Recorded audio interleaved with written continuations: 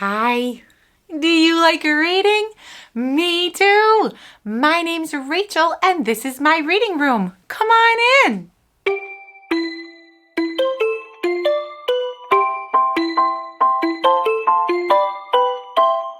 Have you ever heard anybody say Christmas magic? Christmas magic is all of the amazing things that happen only during Christmas time. And today's story, called Christmas Magic, by Michael Garland. Lots of magical things happen. Well, come on, let's go read about it. Christmas Magic by Michael Garland. Emily had always loved Christmas Eve, but this year something about it felt different. She couldn't tell quite what. Maybe it was the way the snow glittered and danced as it drifted down from the sky. It seemed to her that the snowflakes had never been so perfect. She watched the boy who was moving in next door. He seemed too shy to even say hello. A new friend would be nice, she thought, but he went inside before she could think of what to say. Emily continued to roll the snowball she was forming and tried to imagine how her snow woman would look when she was done. She must have just the right name, something fancier than mine, Emily thought as she balanced two more snowballs on top of the first one. I know. I'll call her Katrina. With an old coat and hat from the attic, a carrot from the pantry, and some coal from the basement, Emily set to work. When she finished, she stepped back to admire her snow woman. Good night, my beautiful Katrina, she said softly. It's getting late, and I still have things to do. Once inside, she carried her gifts, already wrapped and ribboned, to their place under the tree. Emily had finished her Christmas shopping weeks ago. She had picked out something special for Mother, Father, her cat Ginger, and Max, her dog. Next, she lifted the delicate angel choir from a cardboard box and carefully placed each figure round the table. She glanced with anticipation at the empty stockings and then went upstairs to her room.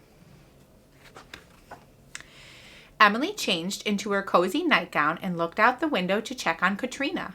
She was surprised to see the boy next door building a snowman in his front yard. I wonder what his name is, she whispered to Max and Ginger.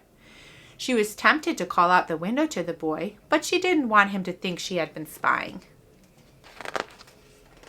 Mother and Father tucked her into bed, turned out the light, and closed the door, but Emily was still wide awake. She couldn't help thinking about Katrina again. She climbed out of bed and crept to the window. She was amazed by what she saw. Katrina's head was turned toward the snowman in the next yard, and his head was now tilted toward her. Emily knew it was impossible, but they seemed to be looking at each other. Suddenly, Emily heard strange noises coming from the hall. She peeked around the door to see Ginger and Max merrily meowing and barking out Jingle Bells. How can this be? Emily gasped. A movement at the bottom of the stairs caught her eye. The angel choir had come to life. Emily bounded past her pets and down the steps. The angels flew in circles and loop-the-loops in and out of every room. Emily followed one of them right into the kitchen. Emily stopped in the doorway. She was astonished to see an army of mice making Christmas pies. Mixing bowls, broken eggshells, and spilled sugar covered the kitchen table. Pets singing, mice baking, what could be next? Emily giggled. This Christmas Eve really is different. From the kitchen, Emily went into the parlor.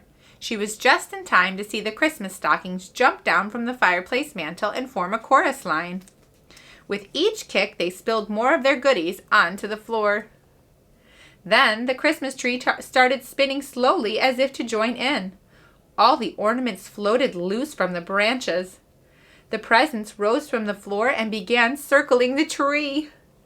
That was when Emily heard the music coming from outside. She rushed to the window. Katrina and the snowman weren't just looking at each other now. They were turning into real people. Of all the magical things Emily had seen, this was by far the most amazing. The snowman walked over to Katrina and bowed. She answered with a graceful curtsy. Emily watched the dashing couple swoop and swirl over the glittering snow. In one last sweep, they danced to the steps of her house. Emily heard a light knocking and ran to the door. She was so excited she could hardly open it. There stood Katrina, radiant in her snowy gown. Emily smiled up at her. "Hello, Emily," said Katrina. "We thought you might like to come outside and dance with us." Emily nodded eagerly, then quickly put on her hat and coat, mittens and boots. Katrina and the snowman each took one of Emily's hands. They leaped and swayed and twirled together all over the moonlit snow. When the snow stopped falling and dawn was near, Katrina looked up at the brightening sky. Emily followed her gaze. "I love dancing with you," Emily said breathlessly, "but I should go home now. Thank you for inviting me." "Merry Christmas, we'll never forget you," said Katrina, squeezing Emily's hand tightly into her own. Once inside, Emily found she was too tired to climb the stairs. She snuggled up in a big chair by the Christmas tree and was soon fast asleep. The next thing Emily knew, she felt a gentle shaking. She sat up and looked around in bewilderment. The stockings hung peacefully above the fireplace. The angels stood exactly where she had placed them. "Did the mice finish baking the pies?" she asked. Father laughed. "That must have been some dream." "Maybe I did dream the whole thing," she thought.